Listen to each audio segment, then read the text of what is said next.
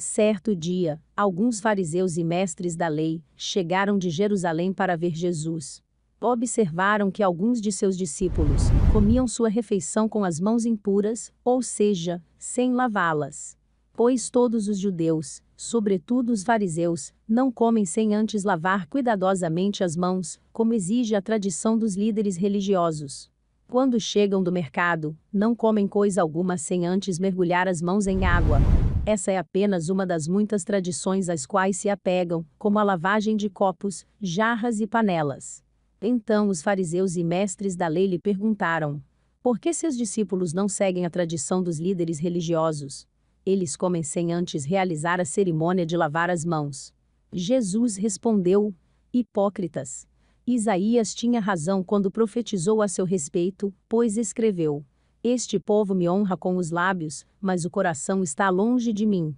Sua adoração é uma farsa, pois ensinam doutrinas humanas, como se fossem mandamentos de Deus. Vocês desprezam a lei de Deus e a substituem por sua própria tradição. Disse ainda: vocês se esquivam com habilidade da lei de Deus, para se apegar à sua própria tradição. Por exemplo, Moisés deu esta lei: honre seu pai e sua mãe, e quem insultar seu pai ou sua mãe será executado. Vocês, porém, ensinam que alguém pode dizer a seus pais: não posso ajudá-los. Jurei entregar como oferta a Deus aquilo que eu teria dado a vocês. Com isso, desobrigam as pessoas de cuidarem dos pais, anulando a palavra de Deus, a fim de transmitir sua própria tradição. E esse é apenas um exemplo entre muitos outros. Jesus chamou a multidão para perto de si e disse: ouçam, todos vocês, e procurem entender. Não é o que entra no corpo que os contamina, vocês se contaminam com o que sai do coração. Quem tem ouvidos para ouvir, ouça com atenção.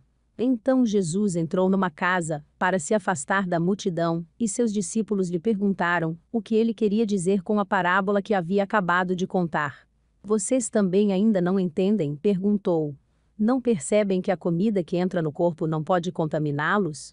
O alimento não vai para o coração, mas apenas passa pelo estômago e vai parar no esgoto.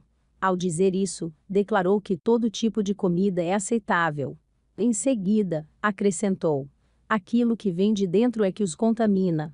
Pois, de dentro, do coração da pessoa, vêm maus pensamentos, imoralidade sexual, roubo, homicídio, adultério, cobiça, perversidade, engano, paixões carnais, inveja, calúnias, orgulho e insensatez. Todas essas coisas desprezíveis vêm de dentro, são elas que os contaminam. Então Jesus deixou a Galileia e se dirigiu para o norte, para a região de Tiro. Não queria que ninguém soubesse onde ele estava hospedado, mas não foi possível manter segredo. De imediato, uma mulher que tinha ouvido falar dele, veio e caiu a seus pés. A filha dela estava possuída por um espírito impuro, e ela implorou que ele expulsasse o demônio que estava na menina. Sendo ela grega, nascida na região da Fenícia, na Síria, Jesus lhe disse: primeiro devem se alimentar os filhos. Não é certo tirar comida das crianças e jogá-la aos cachorros. Senhor, é verdade, disse a mulher. No entanto, até os cachorros, debaixo da mesa, comem as migalhas dos pratos dos filhos. Boa resposta, disse Jesus. Vá para casa, pois o demônio já deixou sua filha. E, quando ela chegou à sua casa, sua filha estava deitada na cama, e o demônio a havia deixado. Jesus saiu de Tiro e subiu para Sidom antes de voltar ao mar da Galileia e à região das 10 cidades. Algumas pessoas lhe trouxeram um homem surdo e com dificuldade de fala e lhe pediram que pusesse as mãos sobre ele e o curasse. Jesus o afastou da multidão para ficar a sós com ele. Pôs os dedos nos ouvidos do homem e, em seguida, cuspiu nos dedos e tocou a língua dele. Olhando para o céu, suspirou e disse: Efatá, que significa abra-se. No mesmo instante, o homem passou a ouvir perfeitamente, sua língua ficou livre, e ele começou a falar com clareza. Jesus ordenou à multidão que não contasse a ninguém, mas, quanto mais ele os proibia, mais divulgavam o que havia acontecido. Estavam muito admirados e diziam repetidamente: tudo que ele faz é maravilhoso. Ele até faz o surdo ouvir e o mudo falar. Marcos 7, do 1 ao 37.